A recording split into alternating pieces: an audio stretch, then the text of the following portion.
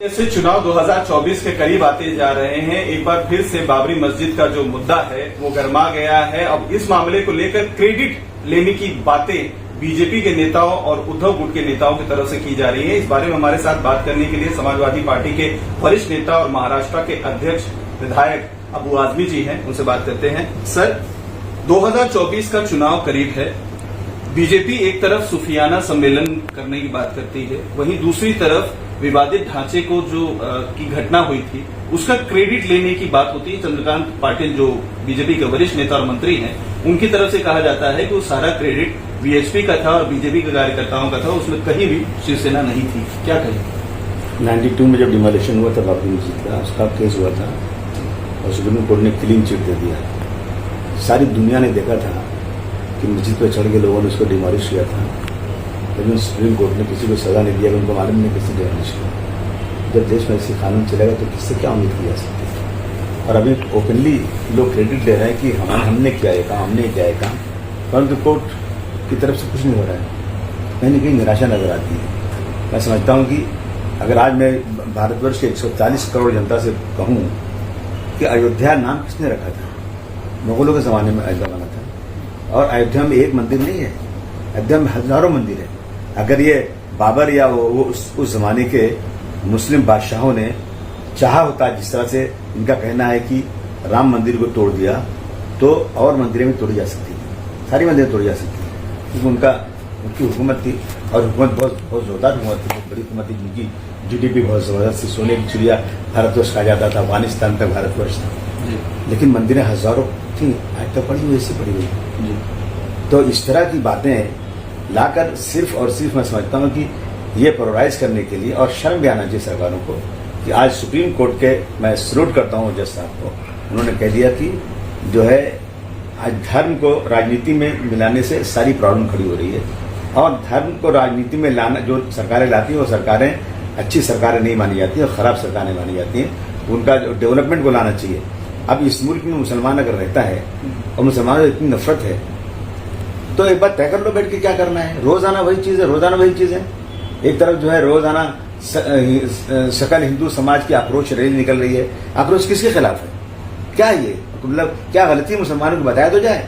गलती आप कर रहे हो, आप जाके मज़ारों को तोड़ रहे हो, आप जाके मस्जिदों में झंडे लगा रहे हो, आप जाकर कहते हो कि ये इस देश को हम हिंदू राष्ट्र बनाएंगे और मुसलमानों को मार देना चाहिए।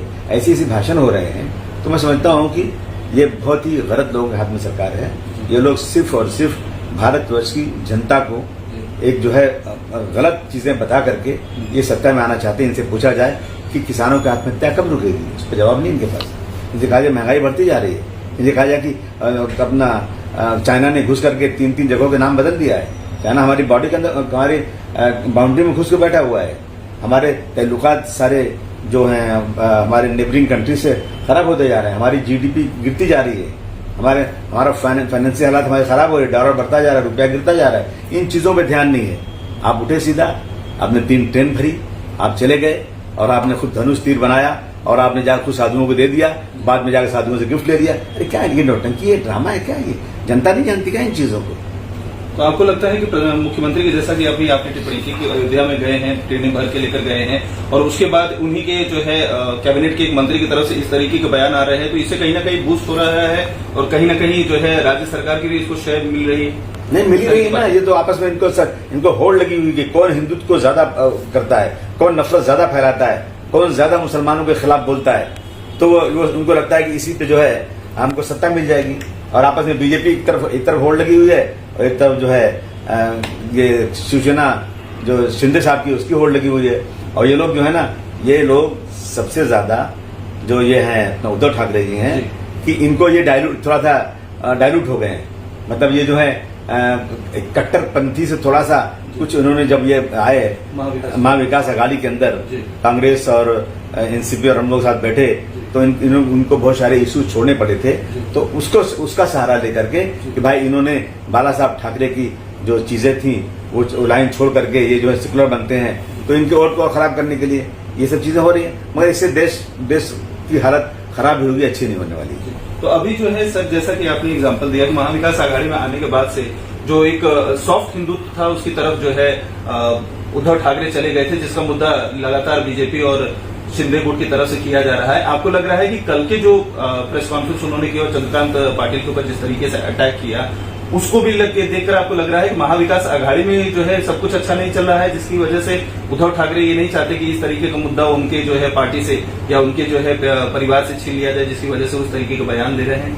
नहीं, मैं क्या कहूँगा, सब एक ही तैयारी करते होते हैं। देखिए, सब जिसको जो चांस जो मिलता है वो यहाँ की मेजोरिटी को खुश करने के लिए गलत बयान दे करके जो इस तरह की बातें करता है। आप बताइए कि जब हाउस के अंदर एक मिनिस्टर ने, महिला बाल विकास मंत्री ने बातें कह दिया कि 1 लाख नवजात हुआ है, तो महाराष्ट्र की जनता को थोड़ा सा गुस्सा तो आएगा ना। एक मंत्री अगर फ्लोर पे झूठ बोलेगा जबकि 0 कंप्लेन है, कोई कंप्लेन ही नहीं है, तो इस तरह की चीजें यहाँ की जनता को के बीच में ये इसी चीजें ले जाना है इनको कि जिससे मुसलमानों के खिलाफ सब खड़े हो जाएं और सिर्फ मुसलमानों को एक जो है ना एक आला बना करके मुसलमानों को और सत्ता में जाके बैठ जाए। ये है, मैं समझता हूँ कि ये देश को बर्बादी के अलावा कहीं नहीं हो गया था। अच्छा सर, अभी जो है महाराष्ट्र की राजनीति में भी करवट बहुत तेजी से बदल रहा है। एक तरफ जो है बाबरी मस्जिद का मुद्दा उठ रहा है, तो वहीं दूसरी तरफ शरद पवार जो लगातार महाविकास आघाड़ी को माना जाता है कि उसी के वो चाणक्य थे, हमेशा से जो है जेपीसी का मुद्दा हो या कोई भी मुद्दे हो, लगातार वो केंद्र सरकार के खिलाफ बातें कर रहे थे, लेकिन अचानक से उनके सुर बदल गए हैं। जेपीसी को उन्होंने गैर जरूरी बता दिया, प्रधानमंत्री के जो सर्टिफिकेट है एजुकेशन को लेकर, डिग्री को, उसको ही गैर जरूरी बता रहे हैं। और कल उद्धव ठाकरे को जो है एक तरह से सिल्वर ओक पर जाना पड़ा अपनी बात को स्पष्ट करने के लिए। क्या कहेंगे सर, कहीं ना कहीं राजनीति में आपको करवट दिख रही है 2024 से पहले? मैं क्या जवाब दूं आपको जी।